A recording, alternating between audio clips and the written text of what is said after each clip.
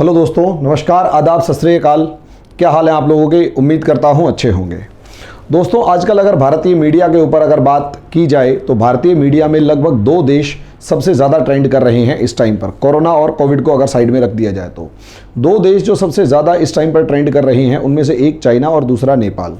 अगर चाइना और नेपाल की अगर आप बात करते हैं तो चाइना के बारे में तो सबसे पहले इंपॉर्टेंट बात यह है कि 1962 के बाद जो भी हिंदुस्तान में पैदा हुआ है उसके दिमाग में एक बात अच्छे तरीके से बैठा दी गई है कि हमारा बहुत बड़ा इलाका, लगभग 33,000 किलोमीटर स्क्वायर का इलाका चाइना ने कब्जा कर रखा है। और क्योंकि इतना बड़ा इलाका चाइना ने कब्जा किया हुआ है तो एक ना एक दिन, आज नहीं तो कल, हमें उस इलाके पर दोबारा से अपना तिरंगा लहराना है। वो हमारी ज़मीन है, हमें उसे छुड़ाना है। तो चाइना के बारे में जब ये सारी चीज़ें हमारे को बचपन से सिखाई जा रही हैं तो उस चीज़ के बारे में या उस देश के बारे में हमारी मानसिकता पहले से ही डेवलप हो चुकी है कि आज नहीं तो कल इस देश के साथ लड़ाई होनी ही होनी है। सबसे ज़्यादा अचंभित, सबसे ज़्यादा हैरान कर देने वाला अगर कोई देश इस समय पर जो चर्चा में है वो है नेपाल। नेपाल को अगर देखा जाए तो नेपाल के बारे में बचपन से, अगर मैं अपना बचपन भी देखूं या मेरे पिताजी भी अपना बचपन देखें, तो वो सारे के सारे यही बताएंगे, या जो भी वो सारे मीन्स हम सब यही बताएंगे कि दोस्तों अगर नेपाल के बारे में देखा जाए तो हम लोग नेपाल के बारे में इस तरीके से अपना पारिवारिक संबंध मानते हैं कि देश के, हमारे देश के अंदर हिमाचल, उत्तराखंड, सिक्किम, यहाँ तक कि भूटान जो दूसरा देश है, यहाँ से आने वाले लोग, यहाँ तक कि कई जो नॉर्थ ईस्ट से आने वाले लोग हैं वहाँ के लोगों को भी हम लोग नेपाल का समझते हैं या नेपाल का समझने की गलती कर लेते हैं, या फिर किसी नेपाल के बंदे को अपने ही किसी नॉर्थ ईस्ट स्टेट का व्यक्ति समझ लेते हैं। हमारा इन लोगों के साथ, हमारा इस देश की जनता के साथ इतना ज़्यादा करीबी संबंध है। जब इतना ज़्यादा करीबी संबंध है और इससे भी ज़्यादा आगे बढ़कर अगर देखा जाए तो नेपाल के बॉर्डर पे ना कोई वीज़ा लगता ना और कुछ, सीधा आप बिना किसी रोक टोक के जा सकते हैं, आ सकते हैं। और उसके साथ साथ अगर आप देखें तो नेपाल बॉर्डर पे आए दिन जब भी ये शादियों का सीज़न होता है तो आपको पता लगेगा कि कोई बारात जा रही है, कोई डोली आ रही है। रोज़ का ये कोई ना कोई सिस्टम ऐसा मिलेगा। इसका मतलब हमारा उसके देश के साथ, उस देश के साथ इस तरीके का संबंध है कि रोटी बेटी का। वो भले ही एक अलग देश है लेकिन हमसे वो अलग नहीं है, हमसे वो जुदा नहीं है। बचपन से हम यही पाठ पढ़ते हुए आ रहे हैं। लेकिन पिछले कुछ दिनों में जब से ये चाइना का मामला शुरू हुआ, जब से कोविड-19 का मामला शुरू हुआ, जब से चीन ने हमारे देश के ऊपर एनक्रोचमेंट करना शुरू किया और अक्साई चीन, पांगसो लेक या नाकुला पास के ऊपर जब हमारी लड़ाइयाँ या फिर झड़प शुरू हुई है, स्किर्मिश जो झड़प वो शुरू हुई है, वो अगर आप देखेंगे तो कहीं ना कहीं लगातार सिचुएशन ये बनती जा रही थी कि ऐसा लगने लगा कि दिन प्रतिदिन 15 मई या लगभग मई के बाद, मई और जून, 1.5 महीने के अंदर अंदर नेपाल हमारा दुश्मन बनकर उभरा है। और हर हिंदुस्तानी कन्फ्यूज़ इस तरीके से होकर शुरू हो गए, कन्फ्यूज़ हो चुका है, कन्फ्यूज़ हो गया कि हम इन नेपालियों को अपना दोस्त, अपना भाई, अपना हम सखा, अपना हम धर्मी, अपना परिवार का एक सदस्य मानते थे। ये ऐसा बहस क्यों कर रहे हैं या इस तरीके का ये बिहेवियर क्यों शो कर रही है? हर हिंदुस्तानी कंफ्यूज था नेपाल सरकार के इस रवैये से, खासकर वो जो पीएम जो ओली है उनकी सरकार से बहुत ज़्यादा हम कंफ्यूज हो रखे थे कि एकदम से लाइन बाय लाइन अगर पूरी की पूरी सिचुएशंस को देखा जाए तो आप लोग समझ जाएंगे कि हालात क्या हैं। कभी वो हमारे लीपू लेक वाले इलाके को एकदम से बिना किसी बातचीत के, बहुत ही तेज़ी के साथ, बिना किसी बातचीत के साथ संविधान संशोधन करके, नक्शा जारी करके अपने देश का हिस्सा बताने लगते हैं, तो कभी हमारे बॉर्डर पे गोलियां चल जाती हैं, कभी बॉर्डर पोस्ट बनने लगती हैं, कभी आर्म्ड फोर्सेस वहाँ के नेपाल की जो सेना है वो खड़ी होती हुई नज़र आती है, तो कभी हमारे बॉर्डर के ऊपर हेलीपैड बनाए जाते हैं, कभी हमारी ज़मीन के ऊपर, हमारी अपनी ज़मीन के ऊपर नहर या डैम बनाने से हमें रोका जाता है।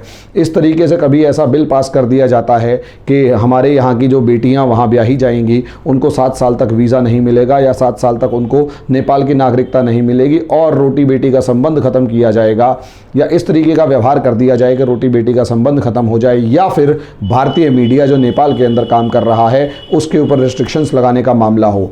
एक के बाद एक इतने तेज़ी के साथ स्टेप उठाए गए कि पिछले वीडियो में मैंने आप लोगों को बताया था कि ऐसा लगने लगा कि नेपाल सरकार भारत से दुश्मनी करने पर तुली हुई है।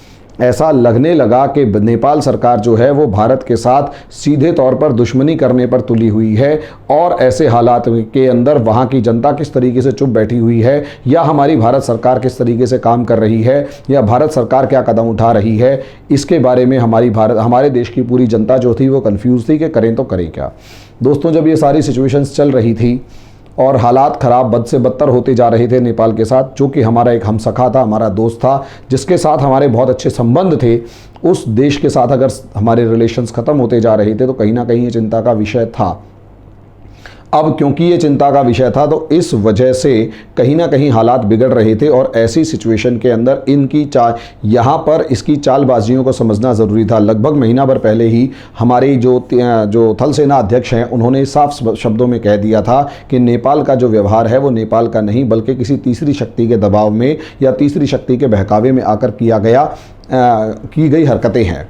अब ऐसी सिचुएशन के अंदर अगर हमारे जो सेना अध्यक्ष हैं वो ये कह रहे हैं, इसका मतलब ये है कि हालांकि वो भारत सरकार के व्यक्ति हैं लेकिन भारत सरकार नहीं है। भारत सरकार खासकर जो राजनीतिक सरकार है उसके प्रतिनिधि नहीं हैं, वो एक सेना अध्यक्ष हैं। हालांकि उनके इस बयान को किसी भी तरीके से अगर देखा जाए तो वो इस तरीके का बयान ना ही देते तो बेहतर था, लेकिन उन्होंने दिया। इसका मतलब ये था कि हमारी भारत सरकार को खूब भली भांति समझ है कि कहीं ना कहीं कोई तीसरी शक्ति मौजूद है जो कि नेपाल की इस सरकार को बढ़ावा दे रही है, उकसा रही है। उसके बाद मैंने कल ही के वीडियो के अंदर आप लोगों को बताया कि बच्चों किस तरीके से वहाँ पर चाइना की जो एम्बेसडर है वो एक रोल प्ले कर रही है, इंपॉर्टेंट रोल प्ले कर रही है, और चाइना बहुत ही डेप्थ में जाकर बहुत ही बारीकी से हर सरकार के हर अंग को कठपुतली की तरह नचा रहा है।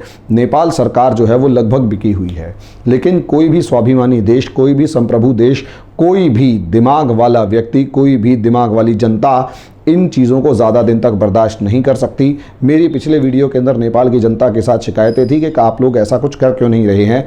थैंक यू वेरी मच उन लोगों से कि वहाँ से रिस्पॉन्स आने शुरू हुए, और आज के दिन मैं यूँ नहीं कह रहा कि मेरी ही वजह से है, कहीं ना कहीं वहाँ की जनता की समझदारी जो है वो आज इस वीडियो के अंदर आपको बताऊँगा कि किस तरीके से उन लोगों ने अब आवाज़ उठाना शुरू किया और जो KP शर्मा ओली सरकार है उसके विरोध में सड़कों पर उतर आए हैं। और यहाँ पर भारत सरकार जो है वो कामयाब होती हुई नज़र आ रही है कि भारत सरकार की पॉलिसी थी पेशेंस, संयम, और वो संयम आज के दिन काम आया, और भारत सरकार ने कोई ऐसा कदम नहीं उठाया जो कि उल्टा होता और वो बैकफायर करता। इसी का नतीजा था कि आज के दिन नेपाल के अंदर नेपाल के लोगों ने अपने संबंधों को भारत से समझा, और यहाँ पर इसी पेशेंस के चलते चाइना एक गलती कर गया, और उस गलती ने चाइना की इस नैया को डुबो दिया। KP शर्मा सरकार के दिन लद चुके हैं और सब चीज़ें। इस वीडियो में मैं यही बताने जा रहा हूँ कि KP शर्मा सरकार जो ओली है, KP शर्मा ओली की जो सरकार है वो अब गिरने वाली है।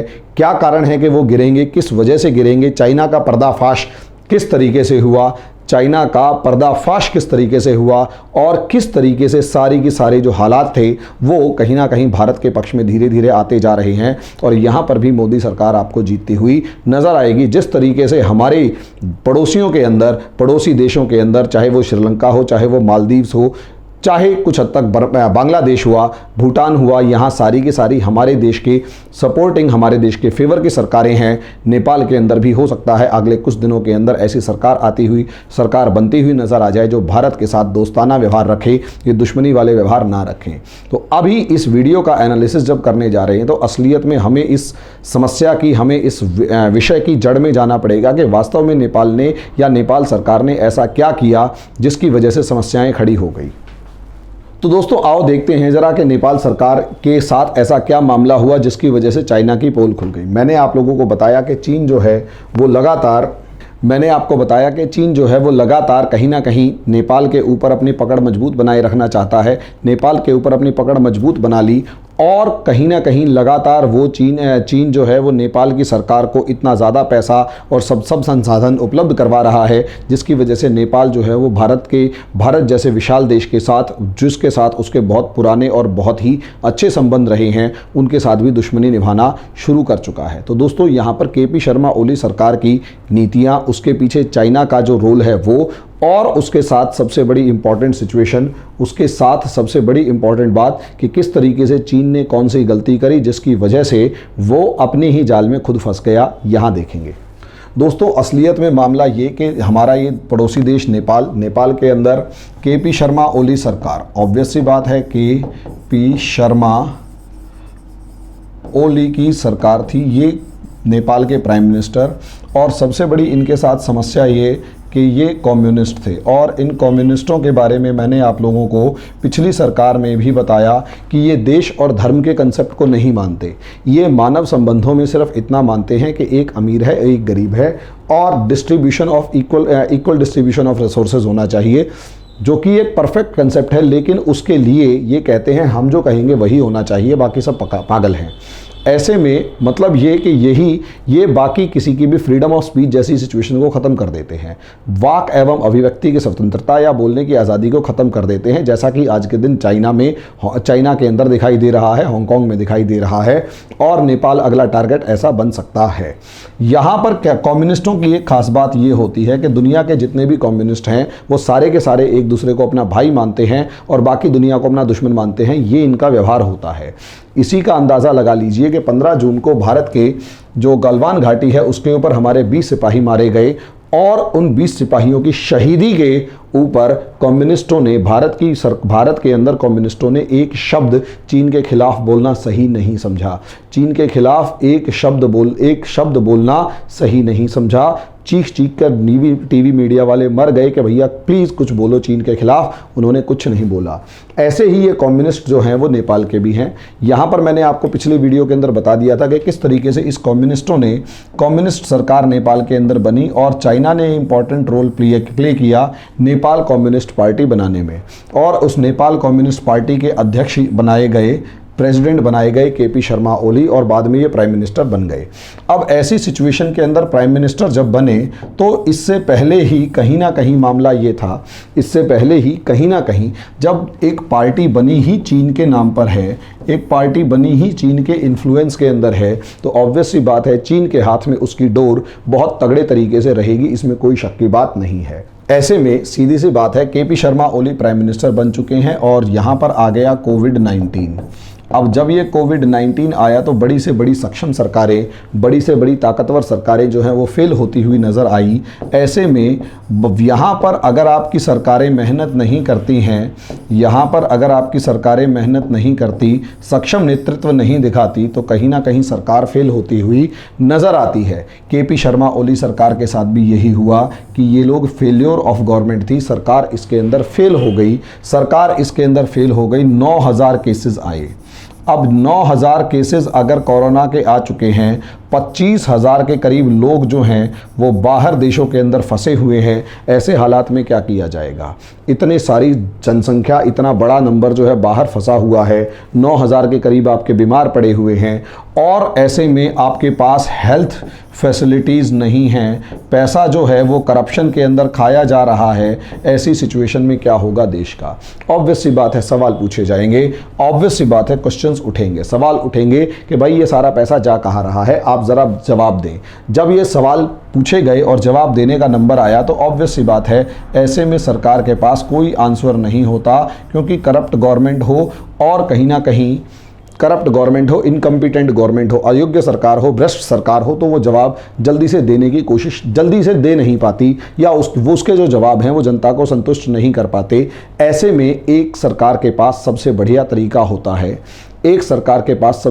तरीका होता है डाइवर्ट योर माइंड, यानी माइंड डाइवर्जन, दिमाग को भटका दो, ध्यान भटका दो। अब ये ध्यान किस तरीके से भटकाया जाएगा, यहाँ ऑब्वियस सी बात है ऐसे में कुछ एक बड़ा धमाका इस तरीके से किया जाएगा कि ध्यान भटक जाए। इस ध्यान को भटकाने के लिए यहाँ पर नेपाल की गवर्नमेंट ने एक गेम खेला, वो था game of nationalism, game of ultra nationalism. सबसे पहले नेशनलिज्म और फिर अल्ट्रा नेशनलिज्म। अब ये अल्ट्रा नेशनलिज्म की अगर आप गेम देखेंगे तो ये कुछ नहीं था। अल्ट्रा नेशनलिज्म पुराने किसी भी अपने दोस्त को उठाइए और या फिर अपने किसी बड़े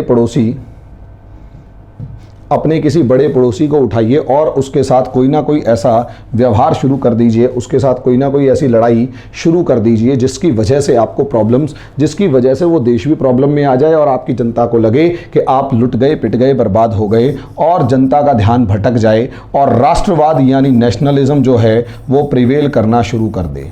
यहाँ पर चाइना जो है वो सबसे ज़्यादा इम्पॉर्टेंट रोल प्ले कर रहा था और चाइना के लिए ये बेस्ट अपॉर्चुनिटी थी। चाइना के लिए ये जो नेशनलिज्म थी ये बेस्ट अपॉर्चुनिटी थी। समझे? ये बेस्ट अपॉर्चुनिटी थी चाइना के लिए। कैसे? चाइना यहाँ पर एक पंथ दो काज करना चाहता था। China wanted to hit 2 targets with a single arrow, with a single stone या सिंगल एरो। 2 टारगेट्स अचीव करना चाहता था। एक तो नेपाल को अपनी ग्रिप में रख लेना चाहता था। ये बेस्ट अपॉर्चुनिटी थी कि नेपाल उसकी ग्रिप में आ जाए। ये बेस्ट अपॉर्चुनिटी थी कि नेपाल उसकी ग्रिप में आ जाए। और दूसरा, नेपाल के इंडिया के साथ एक हॉस्टिलिटी डेवलप हो जाए, एक दुश्मनी डेवलप हो जाए, क्योंकि कहीं ना कहीं जब तक कॉमन मासेस का, आम आदमी का दूसरे देश से नफरत ना हो, तब तक वो देश की सरकार ज़्यादा दिन तक दूसरे देश से नफरत बना नहीं सकती। भारत की जनता का नेपाल की जनता के साथ रोटी बेटी का संबंध है। हालांकि यहाँ पर जो फॉरेन अफेयर्स मिनिस्टर नेपाल के, जो ओली सरकार का ही भाग है, वो कहते हैं कि ये जो ओल्ड रेटोरिक है, ओल्ड रेटोरिक का मतलब है पुरानी एक रूढ़िवादी सोच है कि भाई आप रोटी बेटी का संबंध का, उसका वो बहुत ही नैरो माइंडेड वो विदेश मंत्री मुझे लगे, जिसमें ये कहते हैं कि रोटी जो है वो नॉन लिविंग है और ब्राइड यानी बेटी जो है वो लिविंग है। तो लिविंग और नॉन लिविंग का मतलब क्या है? असलियत में बहुत सारी चीज़ें लिविंग और नॉन लिविंग से ऊपर उठ के उनकी भावनाएं यानी सेंस के ऊपर डिपेंड करती है। रोटी बेटी का मतलब हम लोगों की रोटी यानी खान पान समान है, और हमारे यहाँ बेटी का रिश्ता का मतलब ये है कि हम लोग एक दूसरे से इतने ज़्यादा करीब हैं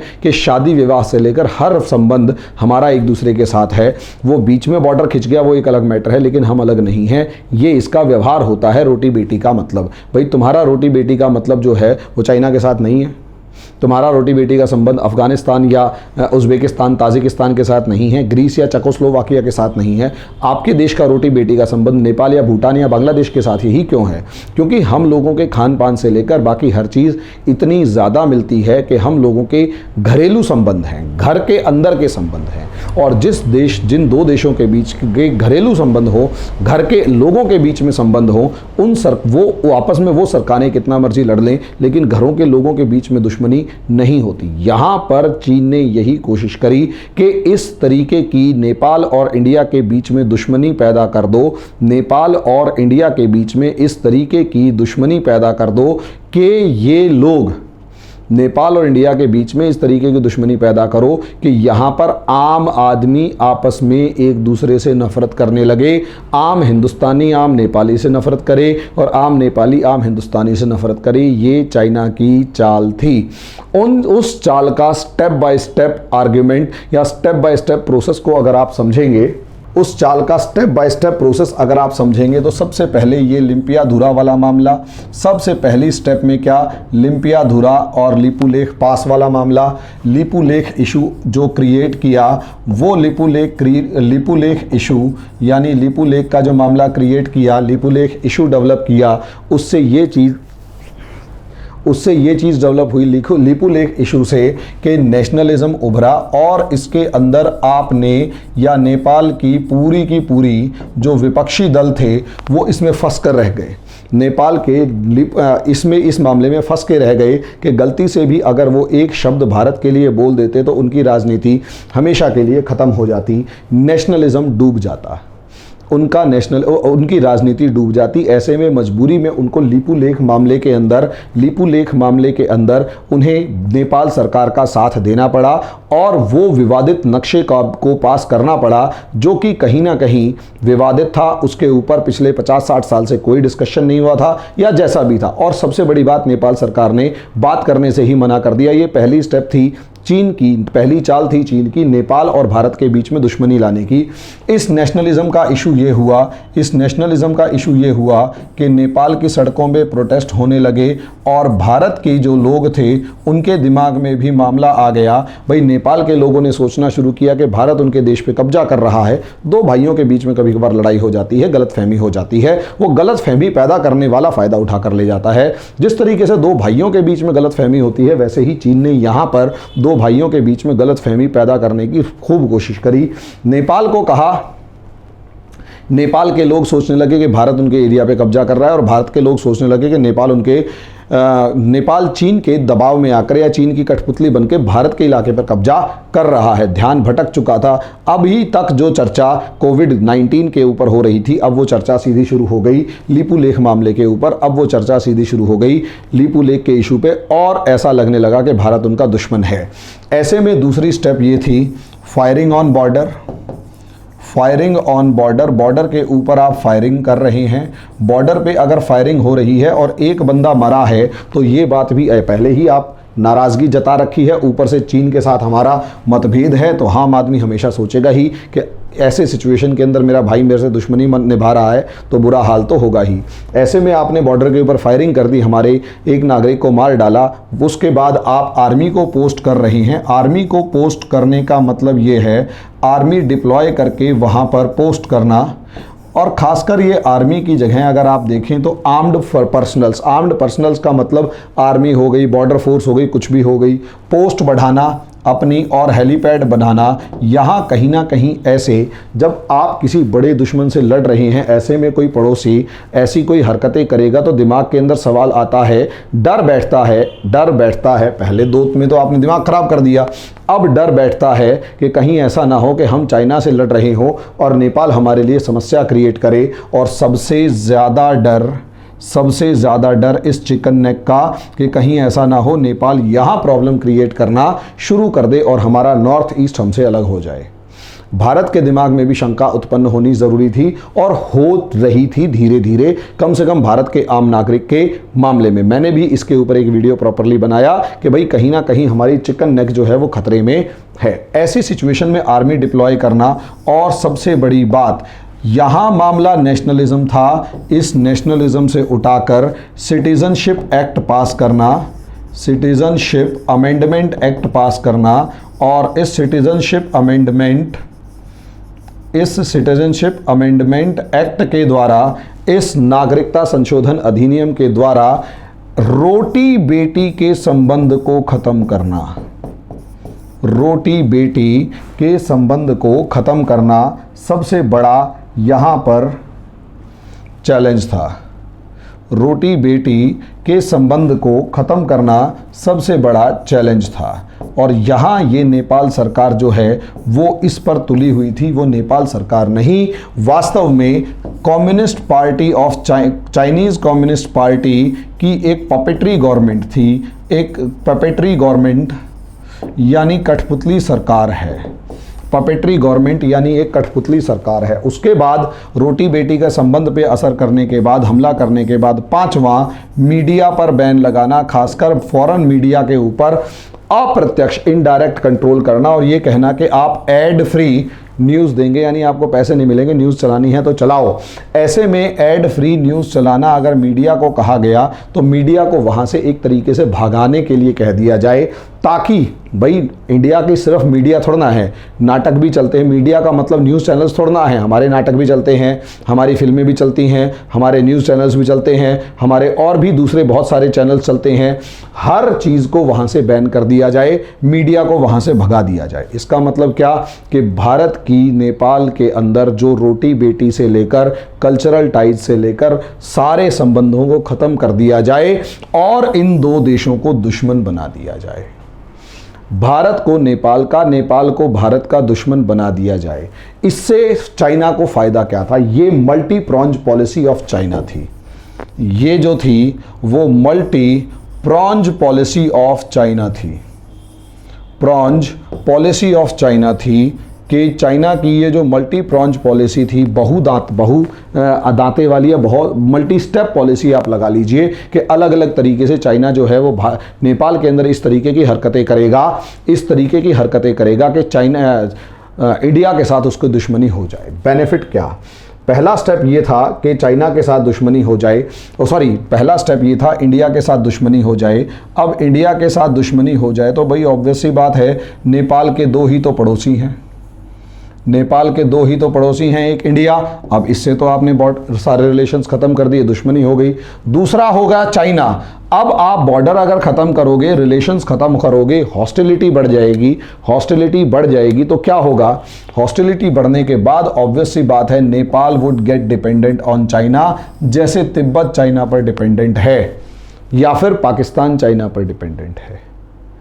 तिब्बत के ऊपर तो कब्जा कर लिया, फिर नेपाल के अंदर इस कम्युनिस्ट पार्टी ऑफ चाइना के अंडर में नेपाली कम्युनिस्ट पार्टी को बनाया जाए और इस नेपाली कम्युनिस्ट पार्टी को अपने प्रिंसिपल्स पर ट्रेंड किया जाए, इसके नेताओं को अपने प्रिंसिपल्स पर ट्रेंड किया जाए और एक ऐसे बेवकूफ़ जैसों को भी नेता बना दिया जाए जो ये कहें कि रोटी बेटी संबंध इज़ ओल्ड रेटोरिक।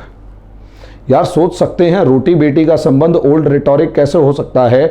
एक मतलब पुराना जो रूढ़िवादी विचार है वो कैसे हो सकता है? रोटी बेटी हमेशा चलती आती है, सदा चलती आती है। रोटी बेटी का संबंध अगर हमारा किसी समाज के साथ है तो उस समाज के साथ दुश्मनी ना के बराबर होगी या होगी भी नहीं। अगर होगी भी तो वहाँ मैल जल्दी धुलते हैं, वहाँ दुश्मनी जल्दी ख़त्म होती है कंपैरेटिवली उन देशों के जिनका रोटी बेटी का संबंध नहीं होता। चीन और हमारा रोटी बेटी का संबंध नहीं है, दुश्मनी पूरी अगली 10 पीढ़ियों तक भी चलेगी तो चलेगी। रशिया और अमेरिका का रोटी बेटी का संबंध नहीं था तो 70 साल तक लड़े थे। ब्रिटेन और अमेरिका का 70 रोटी बेटी का संबंध था। ब्रिटेन और अमेरिका और कनाडा इनका रोटी बेटी का संबंध था। लड़ाइयाँ ख़त्म हो गई। अमेरिका और ब्रिटेन की लड़ाई हुई 10 साल के अंदर अंदर, दोनों बड़े अच्छे दोस्त बन चुके थे। जस्ट विद इन 10 ईयर, अगले 10 साल के अंदर अमेरिका और ब्रिटेन दोनों के डिप्लोमेटिक से लेकर दूसरे सारे संबंध तैयार हो गए और कोई बॉर्डर पासवर्ड या वीज़ा नहीं लगता था। सोचकर देखिए, रोटी बेटी का संबंध बहुत बढ़िया है। कौन सा ऐसा बेवकूफ़ होगा जो ये कहेगा रोटी बेटी का संबंध ओल्ड रेटोरिक है? दुनिया का हर देश दूसरे देश के साथ ऐसा ही चाहेगा कि हमारे उसके साथ संबंध बने, और वो संबंध जब गहराते गहराते रोटी बेटी के संबंध तक यानी ग्राउंड लेवल पर एक आदमी के दूसरे आदमी तक संबंध स्थापित होने शुरू हो जाएं तो इससे बढ़िया कोई सिचुएशन नहीं होती दोस्तों। ये रियलिटी है। और नेपाल के लोग चाइना के इन्फ्लुएंस में क्या कह रहे हैं कि रोटी बेटी का संबंध पुराना संबंध है। ये एक चाल थी चाइना की नेपाल की सरकार को समझाने की कि आप इंडिया से दोस्ती तोड़ दो। नेपाल की शुरू से पॉलिसी रही है balance between these two powers, India और चाइना के बीच में पावर बनाए रखो। लेकिन ये पॉलिसी कभी भी किसी देश की नहीं होगी जब आपके हैं ही दो ही पड़ोसी, और एक ऐसा पड़ोसी जिसके ऊपर आपकी लगभग 90% पॉपुलेशन डिपेंडेंट है। लगभग 90% पॉपुलेशन डिपेंडेंट है। ऐसा पड़ोसी, उससे दुश्मनी मोल ले लो और पूरे तरीके से एक ऐसे देश के ऊपर डिपेंडेंट हो जाओ, एक ऐसे देश के ऊपर निर्भर हो जाओ जिसका रिकॉर्ड पूरी दुनिया में ख़राब है। जिसने उसके साथ दोस्ती करी वो बर्बाद हुआ, जिसने उसके साथ दोस्ती करी उसके डेट ट्रैप में फंसा, उसके कर्ज के जाल में फंसा। यहाँ केपी शर्मा ओली सरकार जो है वो गलती कर रही थी, लेकिन असली गलती यहाँ नहीं थी। असली गलती इससे भी अगली स्टेप पर थी। असली गलती ये थी, असलियत में इंडिया के साथ दुश्मनी बनाओ, फिर उसके बाद धीरे धीरे लोगों के राइट्स को छीनो और यहाँ पर भी एक कम्युनिस्ट गवर्नमेंट एस्टेब्लिश कर दो जो कि चाइना यानी बीजिंग के इशारों पर चले, और उसके बाद बहुत ईजी लॉन्च पैड होगा इंडिया के अगेंस्ट अपनी ताकत दिखाने का।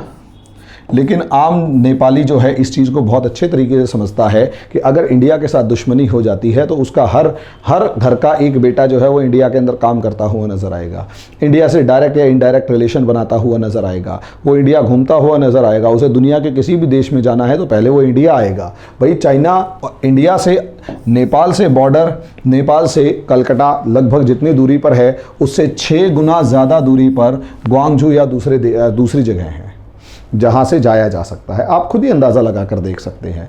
नेपाल का आम आदमी इस चीज़ को अच्छे तरीके से सोच रहा था। धीरे धीरे सब चीज़ें उबल रही थी, गुस्सा था। ऐसे के अंदर चाइना की यहाँ पर एक पॉलिसी और चाइना की पोल खुल गई, और चाइना की पोल खुलने के बाद चाइना की पोल खुल गई और चाइना ने यहाँ एक गांव का इशू, चाइना का एक गांव का इशू आया और वो था रुई गांव। रुई विलेज था, उसकी खबर सामने आई और इसने चाइना की पूरी पोल को खोल के रख दिया। चाइना को पूरी पोल को क्या खोल के रख दिया? रुई गांव नेपाल के बॉर्डर पर, नेपाली लोग वहाँ रहते हैं, वहाँ पर चाइना की आर्मी आती है, बोट में बैठकर चाइना के सिपाही आते हैं, उनको अपनी तरफ से कुछ मदद देते हैं और चाइनीज़ लैंग्वेज सिखाना शुरू करते हैं। को क्या समझे, एक गांव में आते हैं और उनको चीनी भाषा सिखाना शुरू करते हैं। अब चाइनीज़ लैंग्वेज सिखाना शुरू करते हैं मतलब उन लोगों को चाइनीज़ लैंग्वेज सिखाएंगे, उन लोगों को अपना सामान देंगे, अपने फेवर में करेंगे। गांव पर कब्जा, फिर अगले गांव जाएंगे, वहाँ पर चाइनीज़ लैंग्वेज सिखाएंगे, उन लोगों को समझाएंगे, उस गांव पर कब्जा, धीरे धीरे धीरे धीरे एक एक हर पोस्ट के आगे एक एक गांव के ऊपर कब्जा करते जाओ, आगे बढ़ते जाओ। ऐसे में नेपाल का जो सर्वे डिपार्टमेंट था उसने भी एक रिपोर्ट पिछले साल ही दी जो इस साल पर इस टाइम पर सबसे ज़्यादा आगे बढ़ रही है। सर्वे डिपार्टमेंट ने रिपोर्ट दी कि 36 हेक्टेयर जो ज़मीन है, लगभग कुछ किलोमीटर के आसपास की ज़मीन, 36 हेक्टेयर या 39 हेक्टेयर ज़मीन के ऊपर कब्जा कर लिया गया। चाइना ने इतने हेक्टेयर ज़मीन पर कब्जा किया और उनकी नदियों को अपने अंडर में मिला लिया। यानी जो पोस्ट नदी के उस पार होती थी, अब वो पोस्ट नदी के इस पार है। जब सर्वे डिपार्टमेंट की ये रिपोर्ट आई तो ऑब्वियस सी बात है यहाँ पर सवाल उठे और नेपाली जनता जो अब तक भारत के विरोध में उबल रही थी, जो नेपाली जनता काला पानी इशू के मामले में, लिपू लेख, लिम्पियादुरा के मामले में उबल रही थी, असलियत में उन्हें अपनी सरकार की सच्चाई मालूम पड़ी, क्योंकि यहाँ पर इस केपी शर्मा ओली सरकार की तरफ से कोई बयान नहीं आया। एक इशू और था, मैंने आपको बताया, नेपाल का दुनिया में सबसे बड़ा एसेट जो है वो माउंट एवरेस्ट है। नेपाल का दुनिया में सबसे बड़ा एसेट, सबसे बड़ा नाम पहुंचाने की जो सोर्स है वो माउंट एवरेस्ट है। और चाइना की मीडिया ने उस माउंट एवरेस्ट को अपने नाम पर अपने मैप में दिखाया और ये कहा कि ये चाइना के अंदर आता है और पूरा माउंट एवरेस्ट चाइना के अंदर आता है। यहाँ पर नेपाल की सरकार कुछ नहीं बोली, लेकिन यहाँ पर एक मामला फैला दिया गया, एक मैसेज दे दिया गया कि असलियत में यहाँ बोलने की कोई ज़रूरत नहीं है, क्योंकि यहाँ बोलने की कोई ख़ास ज़रूरत नहीं है, क्योंकि असलियत में ये जो चाइना है, ये जो इशू है ये मीडिया की वजह से है। लेकिन ये लोगों को समझना चाहिए कि वो मीडिया भी तो चाइना की गवर्नमेंट की ही है, वो गलती कैसे करेगी? चाइना की गवर्नमेंट के कहने पर ही तो वो ऐसा खबर छापेगी। पहली स्टेप ये थी नेपाल सरकार का रिएक्शन देखने का, पता लगा कोई रिएक्शन थी। यहाँ पर केपी शर्मा ओली ने भी कोई रिएक्शन नहीं दिखाया। यहीं से सवालिया निशान उठने शुरू हो गए, यहीं से सवालिया निशान उठने शुरू हो गए और दाद देनी पड़ेगी भारत सरकार की, जो चुपचाप बैठे बैठे मामले को देख रहे थे। उन्हें भरोसा था कि आज नहीं तो कल चाइना अपने जाल में खुद फंसेगा, और यहाँ पर आकर चाइना की पोल खुल गई और हर नेपाली को समझ में आ गया कि असली विलन इंडिया नहीं चाइना है। इंडिया के खिलाफ चाइना भड़का रहा है। केपी शर्मा ओली सरकार से जवाब मांगे जाने लग चुके हैं और अब नेपाल की जो जनता है वो लगातार सभी मुद्दों पर केपी शर्मा ओली सरकार को बर्दाश्त करने के मूड में नहीं है। दोस्तों, यहाँ हिंदुस्तान बिना कुछ किए जीतता हुआ नज़र आ रहा है। इसका कई बार मैंने पिछले वाले वीडियो में भी कहा था, taking no decision is also a decision. निर्णय ना लेना भी एक निर्णय होता है, और यहाँ वो निर्णय ना लेने का निर्णय लिया गया। निर्णय ना लेने का जो निर्णय लिया गया वो बहुत ज़्यादा इम्पॉर्टेंट है, वो बहुत ज़्यादा इम्पॉर्टेंट है। जब वो निर्णय ना लेने का निर्णय लिया गया, जब वो निर्णय ना लेने का निर्णय लिया गया, तो ऑब्वियस सी बात है ऐसे सिचुएशन के अंदर जब निर्णय ना लेने का निर्णय लिया गया, जब इश्यूज़ क्या थे, इशू ये थे कि डिसीज़न नहीं लेना और उसका डिसीज़न लिया गया। डिसीज़न ना लेने का डिसीज़न जब लिया गया, सिचुएशंस इस तरीके से डेवलप हुई कि इशू ये था कि निर्णय नहीं लिया गया, और जब निर्णय ना लेने का निर्णय लिया गया तो ऑब्वियस सी बात है कहीं ना कहीं आज के दिन चीन की जो कमज़ोरी है, चीन की जो हरकतें हैं वो सबके सामने हैं और नेपाल की जनता सड़कों पर है। केपी शर्मा ओली सरकार माइनॉरिटी में आ चुकी है, और केपी शर्मा ओली सरकार जो माइनॉरिटी में आ चुकी है, केपी शर्मा ओली सरकार जो माइनॉरिटी में आ चुकी है, वो सारे के सारे इस टाइम पर क्या हुआ, मामला ख़राब है। आज नहीं तो कुछ दिन के अंदर आपको खबर मिल जाएगी कि नेपाल सरकार गिर गई और नई सरकार बनने जा रही है। प्रचंड से लेकर दहल जैसे नेता तक आज के दिन सवाल उठा रहे हैं। वो वही कम्युनिस्ट हैं जो कहीं ना कहीं इस एनसीपी के सदस्य रहे हैं, लेकिन उन लोगों को भी अपने देश की स्वायत्ता, संप्रभुता, सॉवरेनिटी और इंटीग्रिटी जो है उसके ऊपर खतरा मंडराता हुआ नज़र आ रहा है। हर कोई कबूतर की तरह आंख बंद करके नहीं बैठ सकता, हर कोई देश को नहीं बेच सकता, लेकिन देश बेचना किसे कहते हैं, केपी शर्मा ओली की इस हरकतों से देखो। वो ऐसा क्यों कर रहा है? ऐसा इसलिए कर रहा है क्योंकि चाइना से अंधाधुंध पैसा अंधाधुंध पैसा, इतना इन्वेस्टमेंट की फॉर्म में और हर फॉर्म में पैसा मिल रहा है कि जो वो चाहे, जो एक बार बोला कि जी हमारे को ये पुल बनाना है, लो पैसा ले जाओ, हमें रेल बनानी है पैसा ले जाओ, ये काम करना है पैसा ले जाओ, वो काम करना है पैसा ले जाओ। अंधाधुंध इतना पैसा, और चाइना के पैसे के अंदर इतना मदमस्त हो जाना कि इंडिया जो एड नेपाल को भेजता था वो लेने से मना कर देना कि अब हमारे को तुम्हारी एड की ज़रूरत ही नहीं है। अमेरिका जैसे देश की एड नेपाल लेने से मना कर दे कि हमें तुम्हारी एड की भी ज़रूरत नहीं है, चाइना ही बहुत है। इसे किसी की गोद में खेलना कहते हैं, इसे किसी के इसे एक देश का दूसरे देश की गोद में खेलना कहते हैं, इसे उंगलियों पर नाचना कहते हैं, और इसी को कठपुतली सरकार कहते हैं। कोई भी संप्रभु देश, कोई भी सॉवरन नेशन इस तरीके की चीज़ें बर्दाश्त नहीं करता, ऐसी सरकार को बर्दाश्त नहीं करेगा। नेपालियों को शत शत नमन, नेपाल की जनता को शत शत नमन, जो सड़कों पर आकर अपनी इस सरकार के खिलाफ आवाज़ उठाई। दोस्तों, ये आपके देश के लिए बहुत ज़्यादा घातक है। ये इस देश के लिए, किसी भी देश के लिए ऐसी अगर सरकार भारत में होगी तो उसको भी बर्दाश्त नहीं किया जाएगा। जिस देश में, पाकिस्तान के अंदर ऐसी सरकार है, हालात देख सकते हो। तिब्बत के अंदर ऐसी सरकार है, आज के दिन भी बेशक तिब्बत ऑटोनोमस स्टेट है, लेकिन तिब्बत के अंदर ऐसी सरकार मौजूद है जो कि चाइना के कठपुतली पर नाच रही है। लहासा के अंदर लाखों लोग मारे जाते, कोई कुछ नहीं बोलता। हज़ारों लाखों लोग मारे जाते, कोई कुछ नहीं बोलता। अपनी स्वतंत्रता के लिए लड़ना ज़रूरी है और ऐसी सरकार को उखाड़ फेंकना ज़रूरी है। और आप सड़कों पे उतरे हैं, आपको शत शत नमन, मेरी शुभकामनाएं। आप अपने सही संकल्प के लिए कामयाब हों। धन्यवाद।